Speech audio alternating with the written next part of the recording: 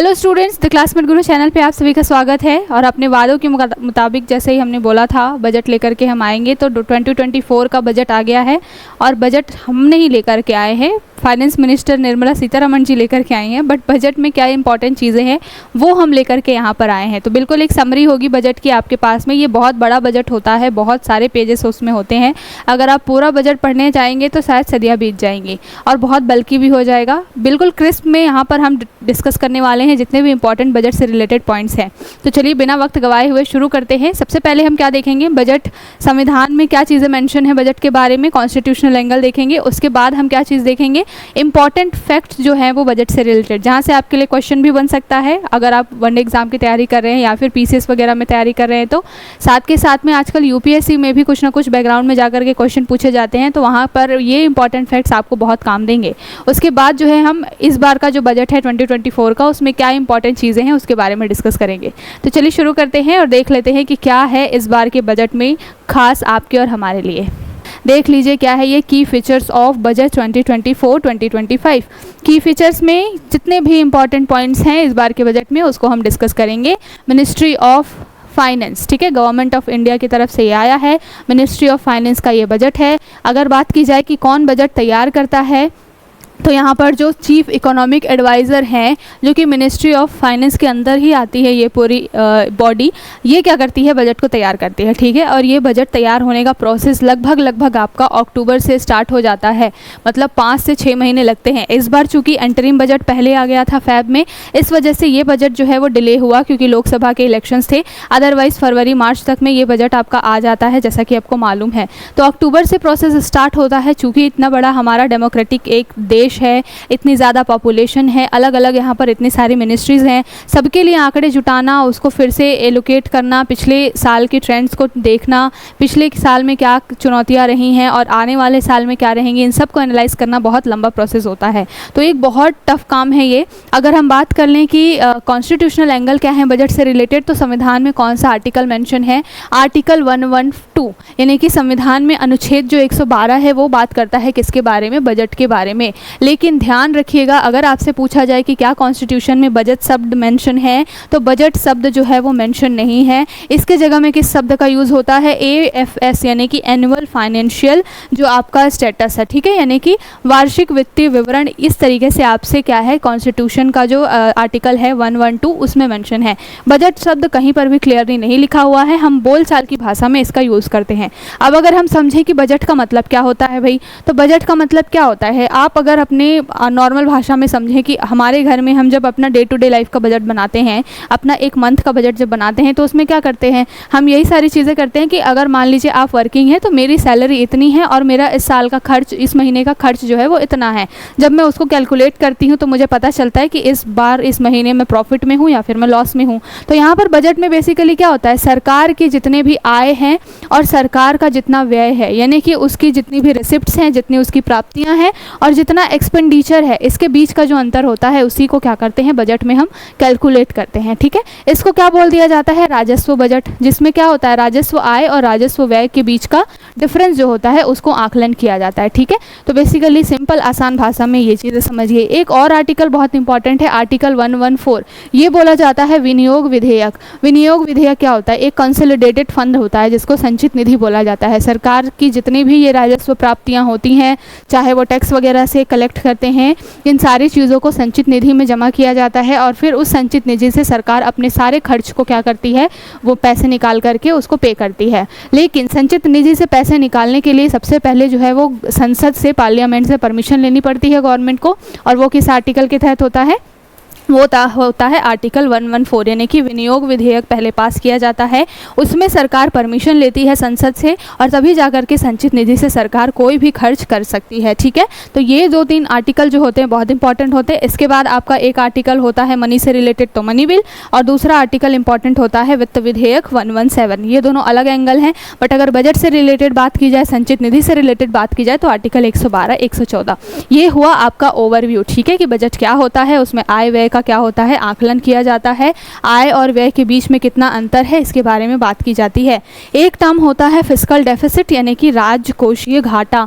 राजकोषीय घाटा क्या होता है कि उसमें भी सरकार की आय और व्यय जो होती है उसी के बारे में मेंशन होता है कि सरकार की कितनी राजस्व प्राप्ति होगी, कितना राजस्व व्यय होगा, लेकिन उसमें से जो टोटल उधार होता है गवर्नमेंट का उसको माइनस कर दिया जाता है। तो बेसिकली राजकोषीय घाटा जो है वो दिखाता है कि सरकार को आगे आने वाले साल में कितना और लोन लेने की ज़रूरत पड़ेगी, यानी कि अपनी जितनी भी योजनाएं गवर्नमेंट ने बनाई है उसको पूरा करने के लिए, उसकी भरपाई करने के लिए कितना पैसा और सरकार को ज़रूरत पड़ेगी, इसके बारे में राजकोषीय घाटा बताता है। ठीक है, तो हम अगर पिछले सालों से तुलना करें तो इस बार जो है वो एक प्लस साइन दिखा गया है कि राजकोषीय घाटा धीरे धीरे डिक्लाइन हो रहा है और इसको और ज़्यादा कम करने का टारगेट अभी गवर्नमेंट लेकर के चल रही है।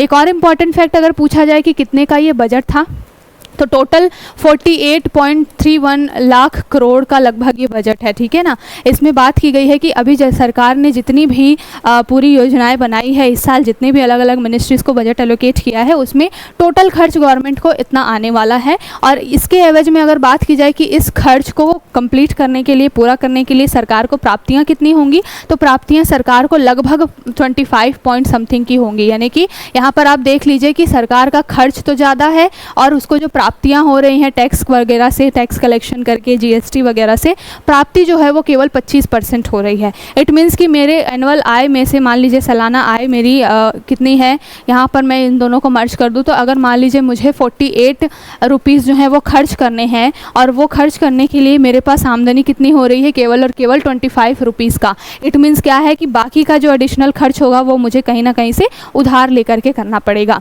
तो इसलिए ये जो बजट है इस बार का भी वो कहीं ना कहीं हमें दिखा रहा है कि सरकार इस बार भी लॉस में है और इसको ही राजकोषीय घाटा बोला जाता है। ठीक है ना, अगर उधार को भी माइनस कर दिया जाए तो गवर्नमेंट को ये पूरा साल, पूरा जो स्कीम आई है, अलग अलग बजट एलोकेशन हुआ है, उसको पूरा चलाने के लिए गवर्नमेंट को क्या करना पड़ेगा, लोन लेना पड़ेगा, उधार लेना पड़ेगा। ठीक है, तो ध्यान में रखिएगा, ये कुछ इंपॉर्टेंट फैक्ट्स हैं बजट से रिलेटेड। अब अगर बात करें कि प्रीवियस बजट से इस बार का बजट किस तरीके से अलग है या फिर कंपेरिजन करें कुछ रिकॉर्ड्स के बारे में, तो यहाँ पर बहुत इंटरेस्टिंग फैक्ट है। सबसे पहले तो भारत का पहला बजट कब आया था, तो भारत का पहला बजट आया था अप्रैल 1860 में, 1860 में। याद रखिएगा 1860 ब्रिटिशर्स का एरा चल रहा था, उस समय में जो है वो आपका पहला बजट आया था। ठीक है, कंपनी के स्कॉटिक अर्थशास्त्री किन्होंने पेश किया था, जेम्स विल्सन। तो बहुत इंपॉर्टेंट फैक्ट है, पूछा जा सकता है, पहला बजट जो है 1860 में पेश हुआ था और जेम्स विल्सन ने इसको पेश किया था। ठीक है, सबसे पहली बार। उसके बाद में अगर बात की जाए कि आज़ाद भारत में सबसे बड़ा जो बजट भाषण देने का रिकॉर्ड किसके नाम है, तो ये नाम ऐसे व्यक्ति के नाम पर है जिनको सबसे कम बोलने वाला व्यक्ति बोला जाता है, यानी कि मनमोहन सिंह जी। मनमोहन सिंह जी जो है वो नरसिम्हा राव जी की सरकार थी जब 1990-91 के समय में एलपीजी रिफॉर्म्स आए थे। उस समय में मनमोहन सिंह जी इकोनॉमिक मिनिस्टर यानी फाइनेंस मिनिस्टर हुआ करते थे और उनके नाम ही ये रिकॉर्ड है कि उन्होंने सबसे लंबा बजट भाषण दिया था और कुछ 16,800 समथिंग वर्ड्स का उन्होंने यूज़ किया था। तो सोच लीजिए, जिस व्यक्ति के लिए बोला जाता है कि वो बहुत कम बोलता है, वही व्यक्ति जो है वो रिकॉर्ड बना करके बैठा है यहाँ पर। याद रखिएगा, मनमोहन सिंह ने ये रिकॉर्ड बनाया था। उसके बाद अगर बात की जाए, यहाँ पर देख लीजिए 18,604, तो थोड़ा सा इधर उधर वर्ड्स के लिए माफ़ी चाहूँगी, 18,604 शब्दों का प्रयोग सबसे पहले मनमोहन सिंह जी ने किया था। और अगर बात की जाए कि सबसे लंबा, अगर टाइम ड्यूरेशन के हिसाब से देखा जाए तो सबसे लंबा जो भाषण है वो निर्मला सीतारमण जी ने कोविड पीरियड के समय में दिया था, लगभग 2 घंटे का उनका पूरा बजट था। ठीक है ना, तो यहाँ पर देख लीजिए निर्मला सीतारमण जी ने फैब 2020 में जो है वो सबसे लंबा, टाइम के अकॉर्डिंग जो है, समय के हिसाब से सबसे लंबा बजट देने का, भाषण देने का रिकॉर्ड बनाया था। ठीक, तो अगर वर्ड्स के मामले में बोला जाए तो कौन होगा, मनमोहन सिंह जी, और अगर टाइम ड्यूरेशन की बात की जाएगी तो निर्मला सीतारमण का नाम आएगा। ये कुछ इंपॉर्टेंट फैक्ट्स हैं जिसके बारे में आपसे पूछा जा सकता है। दूसरी बात ये है कि अगर पूछा जाए सबसे छोटा बजट भाषण किसका रहा है, तो सबसे छोटा बजट भाषण हीरू भाई मुलजी भाई का रहा है।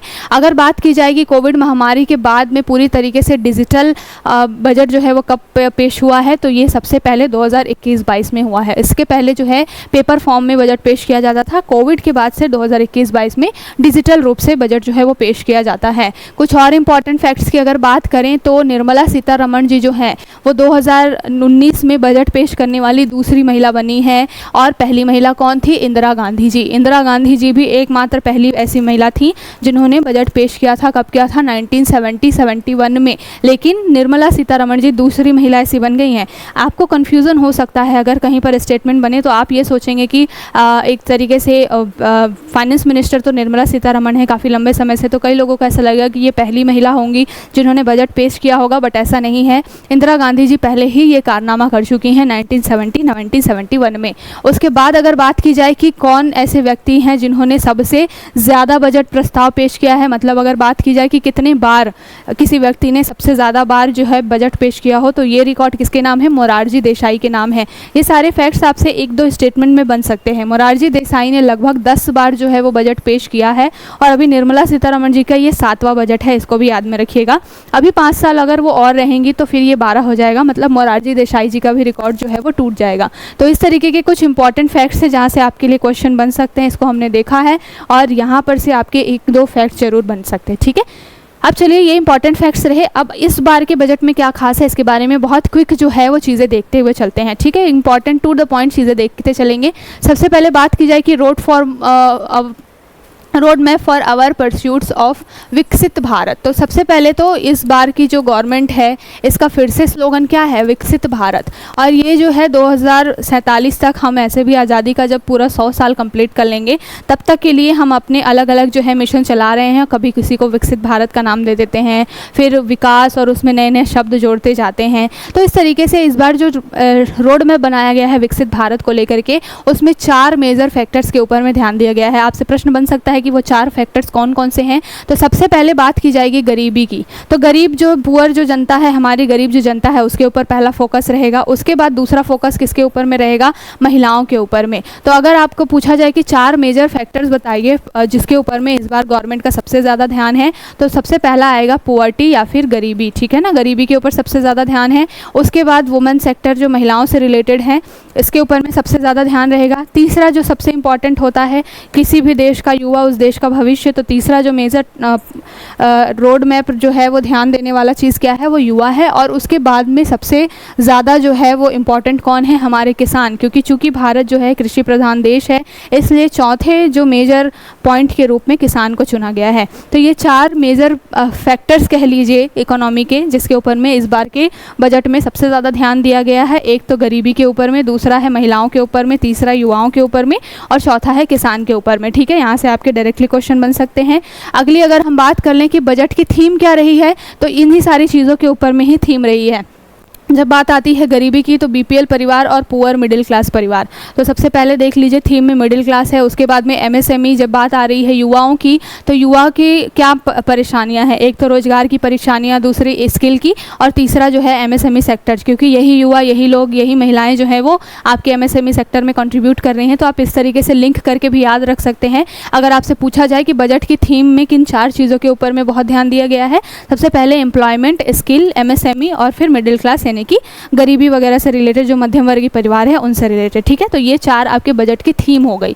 इसके बाद में बात की गई है कि जो विकसित भारत की इस बार की प्रायोरिटीज़ क्या क्या हैं। तो लगभग 9 ऐसे सेक्टर्स हैं जिनको प्रायोरिटी के रूप में चुना गया है। एक एक करके हम सारे सेक्टर्स के ऊपर में बात करेंगे। अभी अगर बात की जाए कि प्रोडक्टिविटी और रेजिलियंस इन एग्रीकल्चर, तो सबसे पहला जो पिलर है प्रायोरिटी का, वो कौन सा है? एग्रीकल्चर, यानी कि कृषि के ऊपर में सबसे ज़्यादा जो है वो इस बार ध्यान देने की बात की गई है।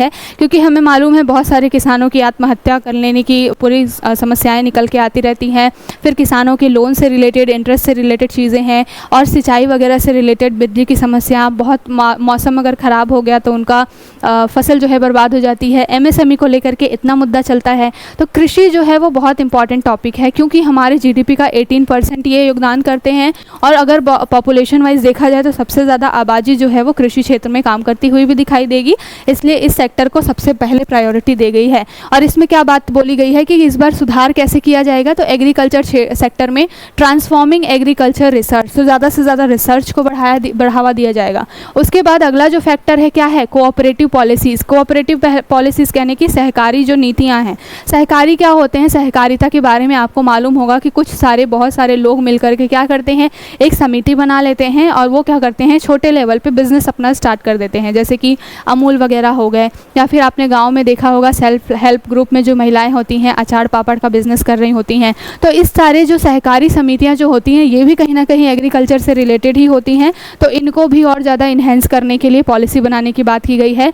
तो और अगर अगली बात करें तो वेजिटेबल प्रोडक्शन और सप्लाई चेन को बढ़ाने की बात की गई है। ज़्यादा से ज़्यादा वेजिटेबल्स का प्रोडक्शन हो, सप्लाई चेन को और इम्प्रूव करने की, मतलब कि अभी जो ट्रांसपोर्टेशन का खर्च है वो ज़्यादा लगता है, टाइम ड्यूरेशन ज़्यादा लगता है, उसको कम करने के लिए सप्लाई चेन को और ज़्यादा स्ट्रेंथन करने की बात की गई है। और अगर बात करें आत्मनिर्भरता बढ़ाने की बात की गई है। आत्मनिर्भर कहने का मतलब है कि कृषि के क्षेत्र में किसानों को सेल्फ डिपेंडेंट बनाना है और किसी के ऊपर में डिपेंड ना रहें किसी भी चीज़ के लिए, जैसे कि उनको ऑयल सीड्स वगैरह, ऑयल सीड्स के साथ साथ मस्टर्ड और ग्राउंड नट्स, इसमें सोयाबीन, सनफ्लावर, इन सारे जो प्रजाति की जो भी फसलें हैं इसमें और ज़्यादा आत्मनिर्भर बनना है हमें आने वाले समय में। हमारे पूरे देश को प्रोडक्शन के मामले में इस पर बहुत ज़्यादा फोकस दिया जाएगा, ठीक है, तो इसके बारे में भी ध्यान रखिएगा। और अगली बात बोली गई है कि एग्रीकल्चर में और क्या एक तरीके से रिजोल्यूशन किया जाएगा या फिर क्रांति लाई जाएगी, तो लगभग 109 न्यू हाई इल्ड जो है, हाई इल्ड कहने का मतलब है कि जो ज़्यादा उत्पादक जो प्रजातियाँ हैं उनको प्रमोट किया जाएगा 109। साथ के साथ में 32 फील्ड्स में क्या होगा, हार्टिकल्चर क्रॉप्स वगैरह, हार्टिकल्चर यानी कि आपका जो फूल वगैरह से रिलेटेड और वेजिटेबल से रिलेटेड जो भी बागवानी वाली फसलें होती हैं उनको बोला जाता है। तो यहाँ पर आपको ऐसी प्रजातियों को बढ़ावा देने की बात की गई है जिनका वाणिज्यिक महत्व बहुत ज़्यादा है। हॉर्टिकल्चर के जो भी फसलें होती हैं उनको व्यवसाय की दृष्टि से बहुत प्रॉफिट होता है। साथ के साथ में जो बहुत ज़्यादा उत्पादक एक तरीके से प्रजातियाँ हैं जिनसे अनाज की प्रोडक्शन ज़्यादा हो सकती है, उनके ऊपर में फोकस देने की बात की गई है। तो यहाँ से आपके लिए खुद भी पॉइंट बन सकता है, अगर आप आंसर राइटिंग भी करना चाहते हैं तो यहाँ से सीधे आप पॉइंट उठा करके अपने आंसर में लिख सकते हैं कि एग्रीकल्चर सेक्टर्स में रिफॉर्म कैसे आ सकता है, किसानों की आय आप कैसे बढ़ा सकते हैं। इन सारे चीज़ों से आप किसानों की आय बढ़ा सकते हैं और ये विकसित भारत की पहली प्रायोरिटी है एग्रीकल्चर। दूसरी चीज़ बोली गई है श्रिम्प प्रोडक्शन की। श्रिम्प यानी कि झींगा होता है, आपको मालूम है व्यापार की दृष्टि से इंडिया अच्छा खासा परफॉर्म करता है, तो इसको और ज़्यादा बढ़ाने की बात की गई है। और नाबार्ड के माध्यम से, नाबार्ड क्या होता है, ग्रामीण क्षेत्रों में लोन वगैरह प्रोवाइड कराने का काम करता है, तो और ज़्यादा ये जो झींगा है उसके प्रोडक्शन के लिए नाबार्ड के द्वारा क्या किया जाएगा, प्रोत्साहन दिया जाएगा जो किसान होंगे उनको। साथ के साथ में बात बोली गई है कि एग्रीकल्चर में भी डिजिटल पब्लिक इंफ्रास्ट्रक्चर बढ़ाने की बात की गई है, और जैसे किसान क्रेडिट कार्ड वगैरह के द्वारा क्या किया जाएगा, फसलों को इंश्योरेंस दिया जाएगा। इस तरीके की बहुत सारी चीज़ें जो हैं वो क्या, डिजिटल क्रॉप सर्वे होगा सो दैट किसानों की फसलें बर्बाद ना हो और कृषि क्षेत्र में नुकसान कम से कम हो, ठीक है। तो ये पहली प्रायोरिटी है।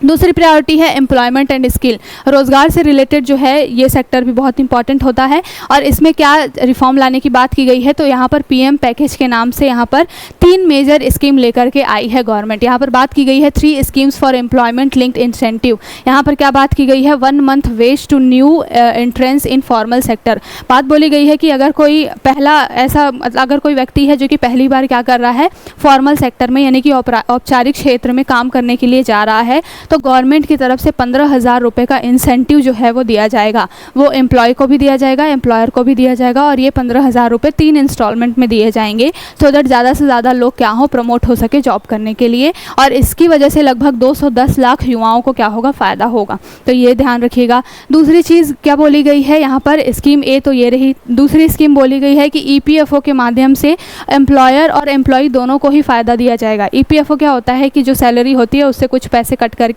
वो जमा होते रहते हैं प्रोविडेंट फंड में, और एक टाइम के बाद में वो आपको रिसीव होते हैं। तो यहाँ पर बात बोली गई है कि जो एम्प्लॉई है, काम कर रहा है, उसको भी, और जो एम्प्लॉयर है उसको भी गवर्नमेंट की तरफ से भी कुछ ना कुछ एक तरीके से योगदान दिया जाएगा। जैसे सपोज़ की सैलरी 10,000 रुपये है, उसमें से क्या करना था, 3,000 रुपये जो है वो जमा करना था प्रोविडेंट फंड में, तो इस 3,000 में से कुछ % शेयर जो है वो गवर्नमेंट भी अपना देगी। तो अभी फिलहाल बोला गया है कि लगभग 3,000 रुपये ही गवर्नमेंट जो है वो ईपीएफओ फंड में कॉन्ट्रीब्यूट करेगी, तो इससे भी एम्प्लॉयमेंट गवर्नमेंट जो है वो ज़्यादा से ज़्यादा मोटिवेट होंगे, एम्प्लॉय भी और एम्प्लॉयर भी। तीसरी बात बोली गई है कि EPFO के थ्रू कंट्रीब्यूशन कितना होगा, ये मैंने बता दिया कि गवर्नमेंट जो क्या करेगी 3000 पर मंथ जो है कंट्रीब्यूशन करेगी एम्प्लॉयर्स को और एम्प्लॉय को, और ये लगभग 2 साल के लिए होगा। तो इस तरीके से जो है पूरा ये सेटअप बिछाया गया है और एक्सपेक्ट किया जा रहा है कि लगभग 50 लाख नौकरियां इसकी वजह से जनरेट होंगी, क्योंकि लोग जो है वो मोटिवेट होंगे रोजगार देने के लिए भी और काम करने के लिए भी। ठीक है, तो ये एम्प्लॉयमेंट से रिलेटेड जो है इस बार बजट में बात बोली गई है। और स्किल प्रोग्राम के लिए, स्किल को बढ़ावा देने के लिए क्या करने की बात बोली गई है, तो 20 लाख युवाओं को क्या किया जाएगा, 5 साल के लिए स्किल प्रोवाइड कराई जाएगी। ऐसी स्किल जो उद्योगों की डिमांड है, एजुकेशनल जो डिग्री है वो अलग होगी, लेकिन अलग से भी आपको स्किल दी जाएगी जिस तरीके की स्किल की डिमांड आजकल उद्योगों में होती है। और साथ के साथ 1000 इंडस्ट्रीज जो हैं वो सेटअप किए जाएंगे, ट्रेनिंग इंस्टीट्यूट्स बनाए जाएंगे। साथ के साथ में यहाँ पर कुछ कोर्स, कंटेंट डिज़ाइन इस तरीके से किया जाएगा कि लोगों में, युवाओं में सबसे ज़्यादा से ज़्यादा स्किल को लाया जा सके। ठीक है, यहाँ पर बोला गया है कि लगभग 7.5 लाख जो लोन्स गारंटी जो है वो गवर्नमेंट के द्वारा जो है वो दी जाएंगी। साथ के साथ में लगभग 25,000 स्टूडेंट्स को क्या होगा, हर साल इससे फ़ायदा होगा, ये बात बोली गई है। ठीक है, और एक दूसरी चीज़ है कि यहाँ पर फाइनेंशियल लोन सपोर्ट देने की बात की गई है। अगर हायर एजुकेशन के लिए कोई भी बच्चा लोन लेना चाहता है तो 10 लाख रुपए तक का लोन जो है वो गवर्नमेंट की तरफ से प्रोवाइड कराया जाएगा, और ये डायरेक्टली आपको दिया जाएगा ई वाउचर के तहत। 1 लाख स्टूडेंट्स हर साल इससे क्या होंगे, उनको फ़ायदा मिलेगा। साथ के साथ में कितने इंटरेस्ट पर, तो ये बहुत ही मार्केट में जो है लगभग 8% का इंटरेस्ट रेट पे एजुकेशन लोन दिया जाता है। गवर्नमेंट केवल और केवल 3% के इंटरेस्ट रेट पे आपको ये एजुकेशनल लोन दे रही है हायर एजुकेशन के लिए। तो इस तरीके से ओवरऑल क्या किया जा रहा है, ज़्यादा से ज़्यादा जो है वो स्किल को बढ़ावा देने के लिए बात की जा रही है। अब अगर बात की जाए कि अगला प्रायोरिटी सेक्टर क्या है, तो inclusive human resources and development and social justice. तो सामाजिक न्याय लाने के लिए और ह्यूमन डेवलपमेंट करने के लिए यहाँ पर बात की गई है। मानव को मानव संसाधन बनाने के लिए बात की गई है बेसिकली, कि वो इकोनॉमी में अच्छा कंट्रीब्यूट कर सके। तो इसके लिए क्या है, सबसे पहले बात की गई है पूर्वोदय योजना की। पूर्वोदय से आपको समझ में आना चाहिए कि जो हमारे पूर्व साइड के यानी कि ईस्टर्न पार्ट के जितने भी स्टेट्स हैं उनके लिए जो है वो कुछ ना कुछ इसमें क्या होगा, चीज़ें मेंशन होंगी। ठीक है, तो इसका नाम याद रखिएगा, पूर्वोदय स्कीम।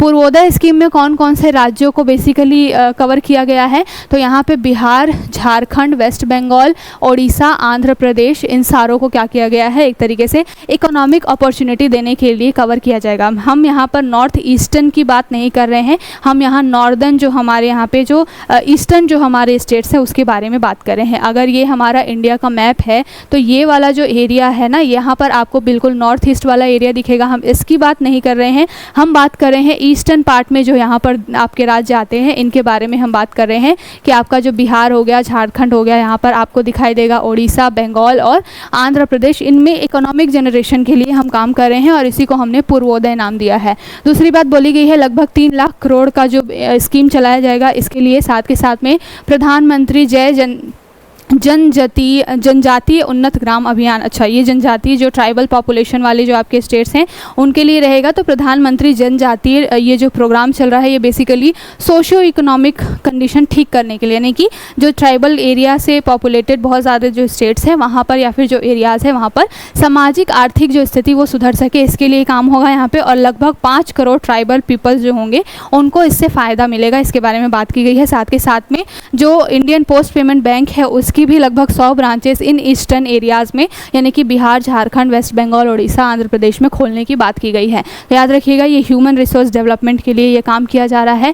दूसरी बात है आंध्र प्रदेश, चूँकि कोalition गवर्नमेंट है, इस बार बहुमत की सरकार नहीं थी, गठबंधन की सरकार है। अलग अलग जो पार्टियाँ होती हैं उनको खुश करना ज़रूरी होता है, इसलिए आंध्र प्रदेश ने क्या किया हुआ है, चंद्रबाबू नायडू ने भी बीजेपी गवर्नमेंट को सपोर्ट दिया हुआ है, इसलिए आंध्र प्रदेश के लिए स्पेशली 15,000 करोड़ रुपए का पैकेज दिया गया है उसकी कैपिटल सिटी यानी कि अमरावती को और डेवलप करने के लिए। ठीक है, साथ के साथ में और भी बहुत सारे इरिगेशन प्रोजेक्ट्स वगैरह वहाँ पर चलाने के लिए ये सारा जो है काम किया गया है, तो ध्यान में रखिएगा। साथ के साथ एक और इम्पॉर्टेंट चीज़ है, विशाखापट्टनम से लेकर के चेन्नई इंडस्ट्रियल कॉरिडोर जो है वो आंध्र प्रदेश में बनने के लिए जा रहा है, इसको भी ध्यान में रखिएगा। वहाँ पर रेलवे, रोड, वाटर, सैनिटेशन, इन सारी चीज़ों के ऊपर में ध्यान देने के लिए आंध्र प्रदेश को पैकेज दिया गया है। साथ के साथ अगर बात की जाए अगला प्रायोरिटी सेक्टर कौन सा है, तो ये है मैन्युफैक्चरिंग एंड सर्विसेज। बहुत बहुत इंपॉर्टेंट रोल अदा करता है जीडीपी के अंदर में मैन्युफैक्चरिंग सेक्टर, एमएसएमई से रिलेटेड लगभग 45% का कंट्रीब्यूशन रहता है मैन्युफैक्चरिंग सेक्टर का। सबसे ज़्यादा लोग यहाँ पर आपको काम करते हुए भी दिखाई देंगे।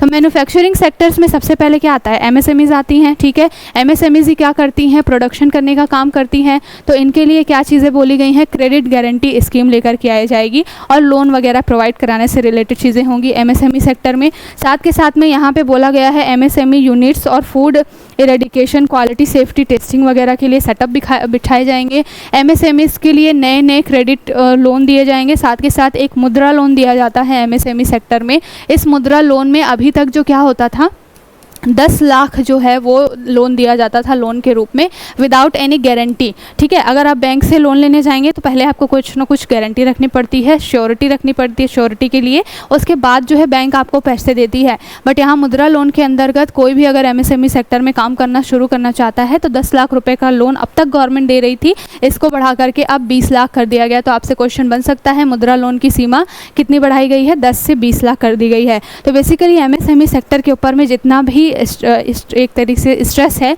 उसको दूर करने की बात की गई है। साथ के साथ यहाँ पर बोला गया है enhance scope for mandatory on boarding in trades. Trades कहने का क्या मतलब है कि जितना भी जो आपका व्यापार से रिलेटेड जितने भी इंटरनेशनल लेवल पे ये जो संस्थाएं होती हैं उनके साथ समन्वय बिठाने के लिए भी सेटअप लगाने की एमएसएमई सेक्टर में बात की गई है, ठीक है। अब अगर बात करें कि अगला जो कौन सा सेक्टर है तो इंटर्नशिप अपॉर्चुनिटी। हमें मालूम है कि जब हमारे यहाँ से स्टूडेंट्स पढ़ करके निकलते हैं कई सारे कंपनियों में जा करके वो इंटर्नशिप करते हैं और पहले उनको ट्रेनिंग पीरियड पे रखा जाता है। इंटर्नशिप में उनको काम चीज़ें सिखाई जाती हैं तो लोग ज़्यादा से ज़्यादा वहाँ पर प्रमोट हों, इसके लिए बोला गया है कि अब जो भी बच्चा इंटर्नशिप करने जाएगा उसमें 500 टॉप कंपनीज़ में एक तो उनको इंटर्नशिप के लिए क्या दिया जाएगा, स्कोप दिया जाएगा। साथ के साथ में लगभग 1 करोड़ युवाओं को 5 साल के लिए इंटर्नशिप वगैरह में जोड़ा जाएगा, ठीक है। साथ के साथ में यहाँ बात बोली गई है कि इंटर्नशिप में पर मंथ 5,000 रुपये भी बच्चों को दिए जाएंगे सो दैट वो ज़्यादा से ज़्यादा क्या हो सके, प्रमोट हो सके इन सारी चीज़ों को करने के लिए, ठीक है। तो ध्यान में रखिएगा यहाँ पर किसके बारे में बात हो रही है, इंटर्नशिप अपॉर्चुनिटीज़ के बारे में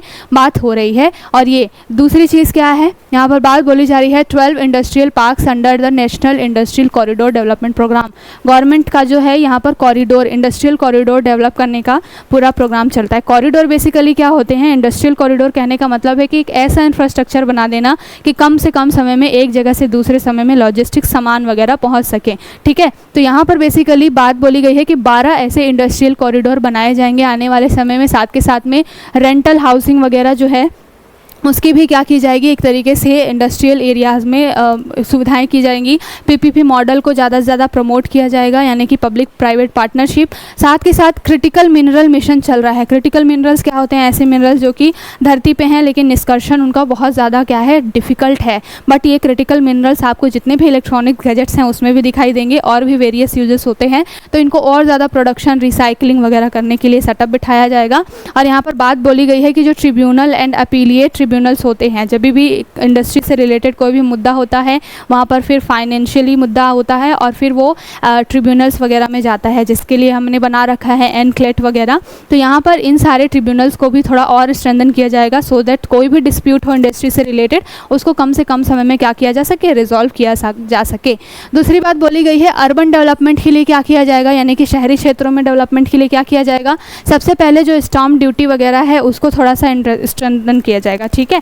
आपको मालूम है कि अलग अलग जो अर्बन एरियाज़ होते हैं वहाँ पर घर होते हैं, घरों के लिए संपत्ति का कर होता है और भी बहुत सारी ड्यूटीज़ देनी पड़ती हैं। तो यहाँ पर बात बोली गई है कि जो स्टाम्प ड्यूटी होगी उनको थोड़ा सा क्या किया जाएगा, अगर किसी महिला के नाम पे कोई घर है तो उसमें थोड़ी सी रियायत दी जाएगी, शुल्क में थोड़ी सी छूट दी जाएगी। तो महिलाओं को और ज़्यादा सम्मान दिलाने के लिए इस तरीके की स्कीम।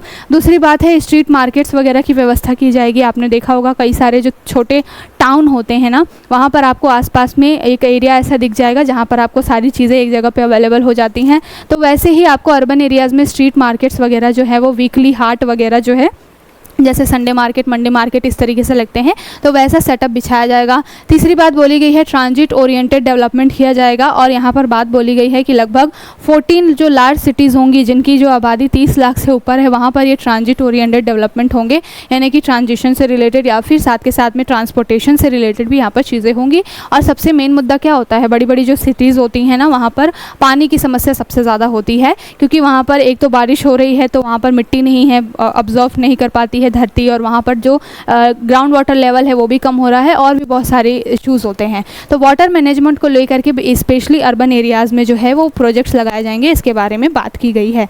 ठीक, उसके बाद अगर बात की जाएगी और प्रायोरिटी सेक्टर्स क्या है, तो हाउसिंग। तो हमें मालूम है कि प्रधानमंत्री आवास योजना जैसी स्कीम्स चल रही है, उसका 2.0 भी चल रहा है। तो इसमें बात बोली गई है कि लगभग और 10 लाख परिवारों को क्या किया जाएगा, बेनिफिट दिया जाएगा आवास योजना के तहत। साथ के साथ में जितना भी ट्रांसपेरेंट एक तरीके से रेंटल हाउसिंग मार्केट वगैरह भी अवेलेबल कराए जाएंगे, सो दैट किसी भी व्यक्ति को झोपड़ी वगैरह में ना रहना पड़े, अच्छी कंडीशन में कोई भी गरीब भी परिवार है, बहुत गरीब से गरीब है, वो भी अच्छी कंडीशन में रह सके। तो हाउसिंग को लेकर के ध्यान दिया जाएगा। अगर अगली बात बोली जाए कि अगला जो सबसे मेन प्रायोरिटी वाला सेक्टर कौन सा है, तो ये है एनर्जी सिक्योरिटी। आपको मालूम है कि हमारे यहाँ पे जो आने वाले समय में ऐसा बोला गया है कि कोयले वगैरह पे जो डिपेंडेंसी है वो कम करने की बहुत ज़्यादा ज़रूरत है, साथ के साथ में रिन्यूएबल एनर्जी को बहुत ज़्यादा प्रमोट करने की ज़रूरत है। तो यहाँ पर बात बोली गई है कि एनर्जी सिक्योरिटी के लिए हम क्या करेंगे, तो यहाँ बात बोली गई है initiative with private sectors in nuclear energy.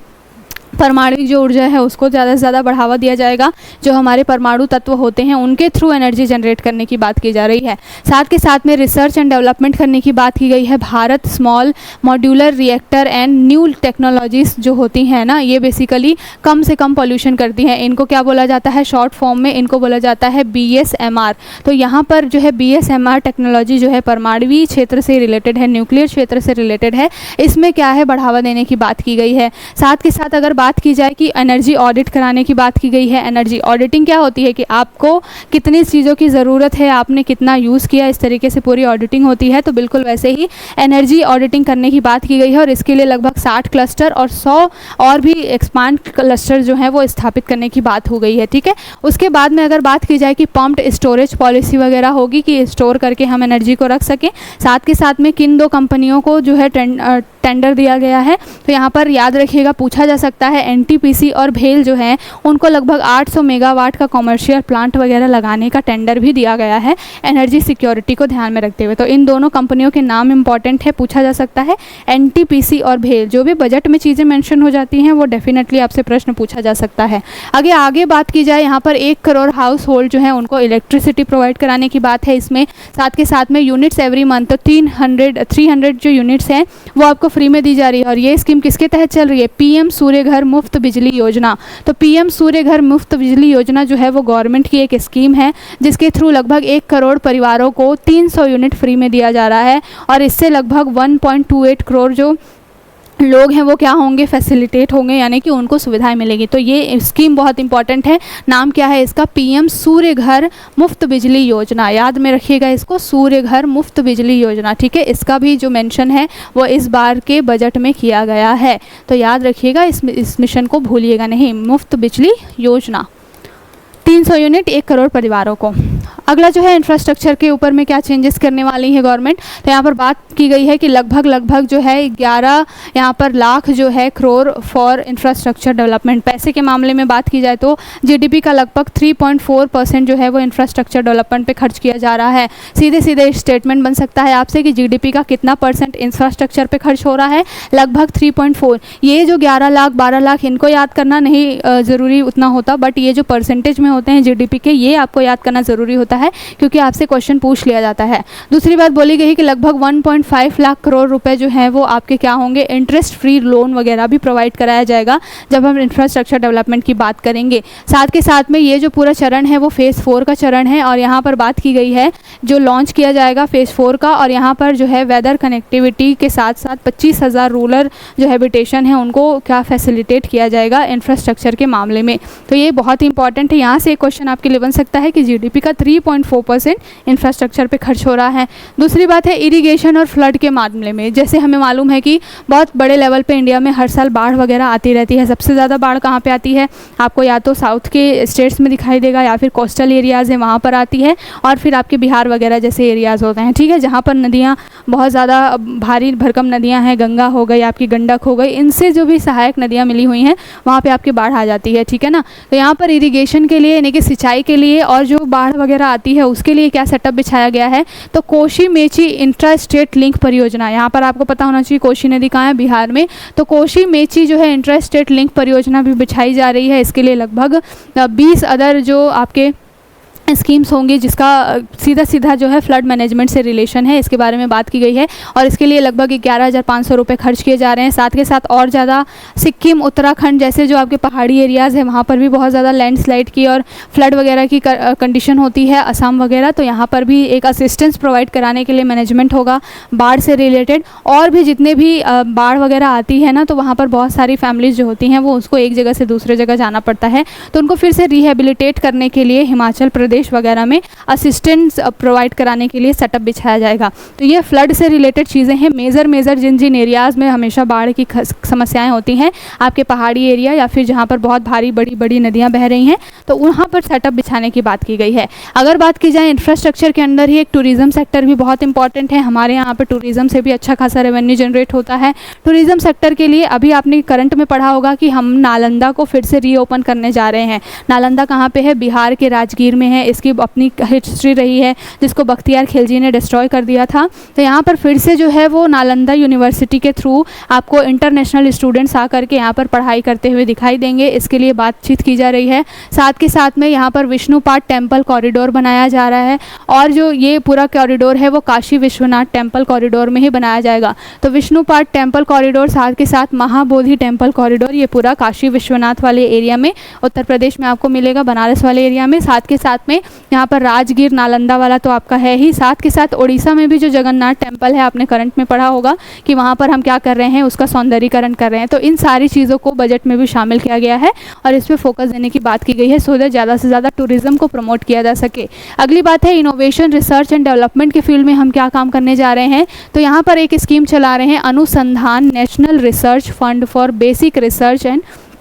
Prototype development. तो यहाँ पर बात की जा रही है कि एक अनुसंधान करके हम क्या कर रहे हैं, अनुसंधान करके हम एक स्कीम चला रहे हैं। यहाँ पर अनुसंधान का मतलब ही क्या होता है, अनुसंधान को इंग्लिश में कहा जाता है रिसर्च, ठीक है। तो अनुसंधान नेशनल रिसर्च फंड जो है वो जनरेट कर रहे हैं, सो दैट हम ज़्यादा से ज़्यादा डिफरेंट फील्ड में क्या कर सकें, रिसर्च को बढ़ावा दे सकें। उसके बाद अगर बात की जाए कि प्राइवेट सेक्टर में भी रिसर्च और इनोवेशन बढ़ाने के लिए काम किया जा रहा है। साथ के साथ में इसके लिए लगभग जो है वो 1000 करोड़ रुपये का जो सेटअप है और फंडिंग वगैरह जो है वो स्पेस इकोनॉमी के सेक्टर में और रिसर्च के सेक्टर में दिया जा रहा है, ठीक है। तो ये सारे आपके इनोवेशन और रिसर्च से रिलेटेड आपका कंट्रीब्यूशन हो गया।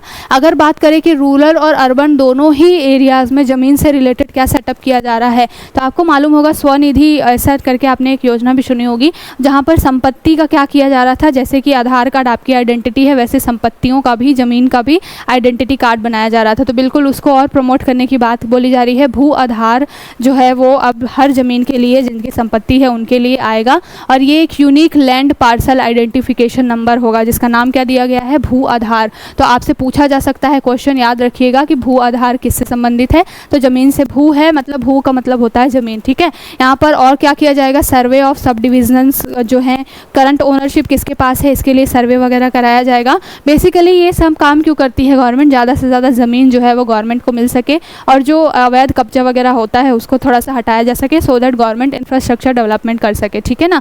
इन सबको ध्यान में रखते हुए साथ के साथ में डिजिटाइजेशन ऑफ कैडेस्ट्रल मैप्स, तो जो भी हमारा मैप जो बन करके तैयार होगा इस पूरे सर्वे के बाद से, उसको डिजिटल फॉर्म में भी रखा जाएगा, सो दैट उससे हेल्प मिल सके गवर्नमेंट को भी, और यहाँ पर मैपिंग वगैरह भी कराई जाएगी। तो इस तरीके से रिसोर्सेज और ज़मीन को लेकर के काम किया जाएगा।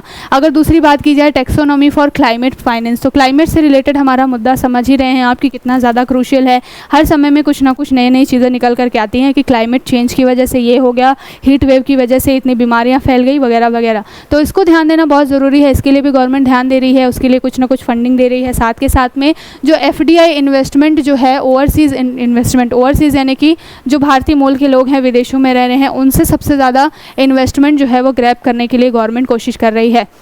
यहाँ पे बात करी जाए NPS वात्सल्य करके एक स्कीम चलाने की प्लान है, a plan for contribution by parents and guardians from minors. तो ये जो माइनर बच्चे हैं उनके लिए MPS जो वात्सल्य जो है वो चालू होगा, और इसमें पेरेंट्स से ये चीज़ उम्मीद की जाएगी कि वो क्या करें, अपने जो माइनर्स हैं उनके लिए एक तरीके से कुछ ना कुछ कंट्रीब्यूट करें। साथ के साथ में डाटा गवर्नेंस के लिए, कलेक्शन और प्रोसेसिंग वगैरह मैनेजमेंट के लिए, स्टैटिक्स वगैरह के लिए भी क्या किया जाएगा, इस फील्ड में रिसर्च किया जाएगा, ठीक। तो इस तरीके से क्या है, यहाँ पर जो नई पेंशन स्कीम है उससे रिलेटेड भी कुछ चीज़ें हैं। तो इस तरीके से ओवरऑल जितना भी सेक्टर है इकोनॉमी का, जहाँ पर बहुत ज़्यादा ध्यान देने की इस बार में ज़रूरत थी, और समय समय पर पूरा जो साल भर चर्चा मुद्दा चल रहा था, पेंशन से रिलेटेड गवर्नमेंट को बार बार घेरा जा रहा था। एमएसपी के लिए भी बात की है इस बार के बजट में कि एमएसपी में हर जो फसल है उस पर 50-50% एमएसपी बढ़ाया जाएगा। किसानों के लिए बहुत ज़्यादा ध्यान दिया है इस बार के बजट में। साथ के साथ में अगर महिलाओं की बात की जाए तो वुमेन सेंट्रिक जो भी स्कीम्स चल रही हैं उसमें अच्छी खासी फंडिंग देने की बात की गई है। स्किल और एजुकेशन की जो बहुत बड़ी समस्या है हमारे यहाँ पे, उस पर ध्यान दिया गया है। एम्प्लॉयमेंट को और ज़्यादा जनरेट करने की बात की गई है। ठीक है, तो ये कुछ ब्रीफ था आपके इस बार के बजट का। अब यहाँ पर थोड़ा सा हम देख लेते हैं कि क्या ट्रेंड रहा है इस बार के बजट का। ठीक है ना, तो यहाँ पर आंकड़ों के द्वारा हम देखेंगे। यहाँ पर सबसे पहले सिंप्लीफिकेशन ऑफ टैक्स किया गया, टैक्स का सिंप्लीफिकेशन किया गया है। सबसे पहले जो है कौन से एक्ट के तहत ये सारी चीज़ें होती हैं, तो आईटी एक्ट है हमारा 1961 का। साथ के साथ टीडीएस जो सिस्टम है, लिटिगेशन और अपील डीपनिंग टैक्स बेसिस। तो हमने क्या किया है कि टैक्स में जो है, हमको मालूम है कि टैक्स स्लैब में हर साल कुछ ना कुछ चेंज होता है, उसमें भी चेंजेस किए हैं। टीडीएस वगैरह से रिलेटेड जितनी भी समस्याएं होती हैं उसको, और कभी कभी जो है कई सारे डिस्प्यूट्स हो जाते हैं टैक्सेशन से रिलेटेड, उसको भी ठीक करने के लिए, रिजॉल्व करने के लिए ध्यान देने की बात की गई है। अगर यहाँ पर बात बोली जाए तो किन किन चीज़ों के ऊपर में मेजर फैक्टर देने की बात की गई है, ध्यान देने की, तो सेक्टर्स स्पेसिफिक कस्टम ड्यूटी। यहाँ पर कस्टम ड्यूटी क्या होता है, जब भी कोई आप सामान इंपोर्ट एक्सपोर्ट कर रहे हैं तो जो आपको सीमा शुल्क वगैरह देना पड़ता है। तो यहाँ पर बात बोली गई है बहुत इंपॉर्टेंट कि 3 जो कैंसर मेडिसिन है उन पर कस्टम ड्यूटी को क्या किया गया है, हटा दिया गया है। और इसकी वजह से क्या होगा, अफोर्डेबल मेडिसिन आपको मिलेंगी, यानी कि दवाओं की कीमत जो है आपको कम हो जाएगी। साथ के साथ में मोबाइल इंडस्ट्री को सेटअप करने के लिए क्या किया गया है, मोबाइल चार्जर वगैरह पे थोड़ा सा टैक्स जो है वो रिड्यूस किया गया है। ठीक है, तो इससे क्या होगा कि मोबाइल इंडस्ट्री प्रमोट होंगी और आप ज़्यादा से ज़्यादा अगर ख़रीदेंगे तो लोग मैन्युफैक्चरिंग भी करेंगे। इस तरीके की चीज़ें, जो गोल्ड और सिल्वर है उसके ऊपर भी जो है ड्यूटी जो है वो घटाई गई है। ठीक है, तो इससे सोना चांदी भी थोड़ा बहुत सस्ता हो जाएगा। साथ के साथ में अगर बात की जाए कि जो फ़िश फील्ड है वहाँ पर भी श्रिम्प वगैरह, झींगा वगैरह से रिलेटेड भी कस्टम ड्यूटी में 5% की छूट दी गई है। तो इस तरीके से बेसिकली क्या किया गया, जो हमारे 25 क्रिटिकल मिनरल्स उनमें भी कस्टम ड्यूटीज़ में छूट दी गई है। तो इससे क्या होगा कि जो भी ये पूरा सेक्टर है, जो व्यापार सेक्टर है इस फील्ड का क्रिटिकल मिनरल से रिलेटेड, वो भी और ज़्यादा बूस्ट होगा। तो इस तरीके से कस्टम ड्यूटीज़ में चेंज करके लाभ पहुंचाया गया है। साथ के साथ में बात की गई है to reduce the complaints burden, promote entrepreneurs spirit. तो यहाँ बात की गई है कि उद्यमिता जो स्किल है, जो स्पिरिट है, उसको बढ़ाने के लिए और उनके ऊपर में बर्डन को कम करने के लिए क्या क्या चीज़ें बोली गई हैं। यहाँ पर बोला गया है nationalisation of capital gains. Capital gains basically क्या होते हैं, देखिए 2 तरीके के कैपिटल गेंस होता है, एक तो शॉर्ट टर्म, एक तो लॉन्ग टर्म। आप जो शेयर खरीदते हैं और उस शेयर को आप बहुत लंबे समय तक रखे रहते हैं, 1 साल से ऊपर जब आप रखे रहते हैं और उस पर कितना गेन हो रहा है, आपका कितना प्रॉफिट हो रहा है, आप इसको कैलकुलेट करते हैं, तो उसके ऊपर कुछ ना कुछ आपको गवर्नमेंट को टैक्स देना पड़ता है। तो यहाँ पर जो शॉर्ट टर्म गेन है फाइनेंशियल एसेट, उसमें 20% टैक्स रेट जो है उसको रखा गया है। और जो आपका लॉन्ग टर्म गेन है, लॉन्ग टर्म गेन कहने का मतलब है किसी शेयर को आपने लंबे समय तक रखा और उस पर जो आपको प्रॉफिट मिला उस पर 12.5% का टैक्स रेट रखा गया है। तो कहीं ना कहीं लाभ देने की कोशिश की गई है। यहाँ पर जो शॉर्ट टर्म पीरियड वाले लोग हैं उनको ज़्यादा से ज़्यादा लाभ होगा, यहाँ पर बेसिकली ये बात बोली गई है। ठीक है, और यहाँ पर और चीज़ है abolish angel tax. Angel tax क्या होता है, जैसे कि हमें पता है कि जो आपकी स्टार्टअप वगैरह होती हैं ना, वो अपने शेयर बेच करके जो बड़े बड़े इन्वेस्टर्स होते हैं उनसे पैसे जो है वो लेती हैं, और वो इन्वेस्टर्स जो पैसे देते हैं स्टार्टअप्स को, वो जो है इन्वेस्टर जो है एंजल इन्वेस्टर्स कहलाते हैं। और उस इन्वेस्टर्स की वजह से, एंजल इन्वेस्टर की वजह से उस स्टार्टअप कंपनी को जो प्रॉफिट होता है उसके ऊपर जो टैक्स लगता है उसको बोलते हैं एंजल टैक्स। ठीक है, तो अभी लगभग 30% के अराउंड कर दिया गया था, तो बहुत अपोज भी हो रहा था कि इससे स्टार्टअप जो है वो डीमोटिवेट हो जाएंगे, तो अभी उसको अबॉलिश करने की बातचीत चल रही है। तो इस तरीके से जो ये कुछ स्पेशल इकोनॉमी के सेक्टर्स हैं इसमें ध्यान देने की बात की गई है। अगर टैक्स से रिलेटेड बात की जाए तो अब से 3 से 7 लाख का जो नया टैक्स रिजिम आया है उसमें 5% टैक्स रहेगा, और ऐसे ही ये 7 से 10 में 10% हो जाएगा, 10 से 12 लाख पर 15%, इस तरीके से ये बढ़ता चला जाएगा। ठीक है, अगर बात की जाए कि आपके लिए सबसे ज़्यादा इंपॉर्टेंट कहाँ पर है, तो ये आपके लिए बहुत इंपॉर्टेंट एक ग्राफ है जहाँ से आपके लिए एग्जाम में क्वेश्चन बनता है कि रूपी कम्स फ्रॉम। गवर्नमेंट जो ये पूरा बजट लेकर के आती है, इतना बड़ा जो बजट है, अलग अलग मिनिस्ट्री को बजट एलोकेट करती है, पैसा कहाँ से आता है और पैसा कहाँ जाता है गवर्नमेंट का, ये बहुत इंपॉर्टेंट है और यहाँ से आपके लिए क्वेश्चन भी बनता है। तो अगर बात की जाए कि यहाँ पर आप देखेंगे परसेंट वाइज, तो सबसे ज़्यादा पैसा कहाँ से आ रहा है, ठीक है ना, रूपी कम्स फ्रॉम, यानी कि पैसा कहाँ से आ रहा है, तो ये आपको पता होना चाहिए। पैसा आ रहा है कहाँ से? सबसे ज़्यादा बोरोविंग और अदर लाइबिलिटीज़ से जो है वो पैसा सबसे ज़्यादा आ रहा है, ठीक है। तो उधारी के थ्रू जो गवर्नमेंट है सबसे ज़्यादा पैसा कलेक्ट कर रही है अभी फ़िलहाल, और ये कितना परसेंट है? ये लगभग आपका 27% है। दूसरे नंबर पे गवर्नमेंट को सबसे ज़्यादा कलेक्शन जीएसटी से होता है, ठीक है। तो सबसे पहले यहाँ पर अगर मैं हिंदी में लिख दूँ तो उधारी सबसे पहले नंबर पर आएगी, उसके बाद आपका जीएसटी कलेक्शन, यहाँ से आपको गवर्नमेंट को सबसे ज़्यादा फ़ायदा हो रहा है, सॉरी इनकम टैक्स से सबसे ज़्यादा फ़ायदा हो रहा है 19%। थर्ड नंबर पर आपका जीएसटी आएगा। ये सीक्वेंस बहुत इंपॉर्टेंट है, यहाँ से आपके डायरेक्ट क्वेश्चन बनेंगे, ठीक है ना, अरेंज करने के लिए आ जाता है। तो दूसरा आपका आयकर यानी कि इनकम टैक्स हो जाएगा, और उसके बाद में तीसरे पोजीशन पे आपका आ जाएगा जीएसटी कलेक्शन। यहाँ से गवर्नमेंट को सबसे ज़्यादा पैसा मिलता है, याद रखिएगा। एटलीस्ट जो स्टार्टिंग के 3-4 है वो याद रखिएगा। उसके बाद चौथे नंबर पर आपका कॉरपोरेट सेक्टर आ जाएगा, ठीक है। तो ये जो 4 सेक्टर्स है जहाँ से सबसे ज़्यादा गवर्नमेंट को जो है वो क्या होता है, पैसे मिलते हैं, जिसके थ्रू वो बजट वगैरह बनाते हैं। अगर बात की जाए कि रुपीज़ गोज़ आउट, पैसा कहाँ जा रहा है, तो पैसा जा कहाँ पे रहा है गवर्नमेंट का, सबसे ज़्यादा खर्च कहाँ पे हो रहा है? तो यहाँ पर देखिए 21% जो है वो स्टेट शेयर्स एंड टैक्स। यहाँ पर बात की गई है कि राज्यों को देने में सबसे ज़्यादा पैसा जो खर्च हो रहा है गवर्नमेंट का, ठीक है।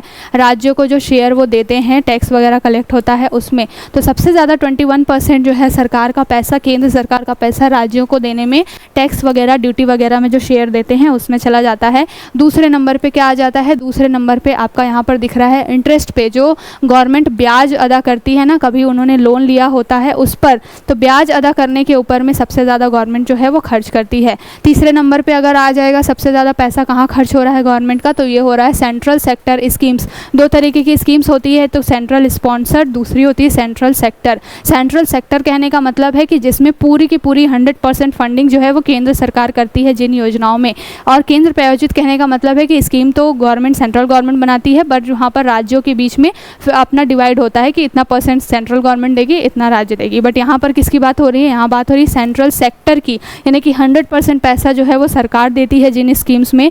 तीसरे नंबर पे जो है वहाँ पर सबसे ज़्यादा खर्च जो होता है गवर्नमेंट का, तो केंद्रीय क्षेत्र की जो योजनाएं हैं या फिर केंद्रीय क्षेत्रक योजनाएं हैं, इसमें भी गवर्नमेंट का सबसे ज़्यादा जो है वो खर्च होता है। ये जो पूरे टॉपिक्स हैं ना, इनको लिख लीजिएगा, क्योंकि यहाँ से आपके क्वेश्चन बनेंगे, अरेंज करने को ये आएगा।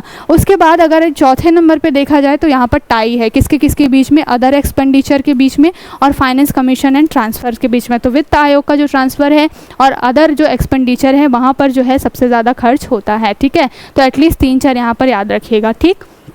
अब यहाँ पर देखते हैं कि कौन कौन से अलग बहुत बड़े मेजर जो डिपार्टमेंट्स हैं जिनको सबसे ज़्यादा जो है इस बार के बजट में पैसा दिया गया है। तो एक्सपेंडिचर ऑफ मेजर आइटम्स, यहाँ पर सबसे ज़्यादा एक्सपेंडिचर कहाँ पर दिख रहा है आपको? रक्षा मंत्रालय।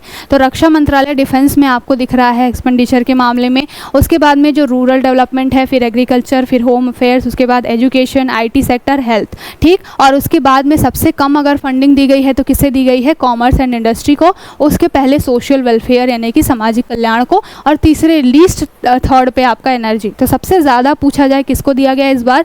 डिफेंस सेक्टर में बहुत ज़्यादा खर्च है। उसके बाद ग्रामीण विकास के ऊपर बहुत ज़्यादा फोकस है, फिर एग्रीकल्चर सेक्टर्स के ऊपर में भी अच्छा खासा दिया गया है, और होम अफेयर्स को, सुरक्षा जो मेंटेन करने का काम है इंटरनल लेवल पे, वो गृह मंत्रालय का होता है, तो गृह मंत्रालय को भी अच्छी खासी फंडिंग दी गई है। एजुकेशन 5वें नंबर पर आया है इस गवर्नमेंट में, इसको भी ध्यान में रखिएगा, ठीक है। तो ये आपके बजट एलोकेशन है करोड़ के मामले में। एक्सपेंडिचर कहाँ कहाँ खर्च हुआ, यहाँ पर बात बोली गई है एलोकेशन टू मेजर स्कीम्स। तो कौन कौन सी योजनाओं में सबसे ज़्यादा खर्च किया है गवर्नमेंट ने? तो यहाँ पर देख लीजिए मनरेगा सबसे ज़्यादा आपको रोजगार देता है, तो मनरेगा में अच्छा खासा खर्च किया गया है। उसके बाद में बात की जाए यहाँ पर लगभग 86,000 करोड़ का।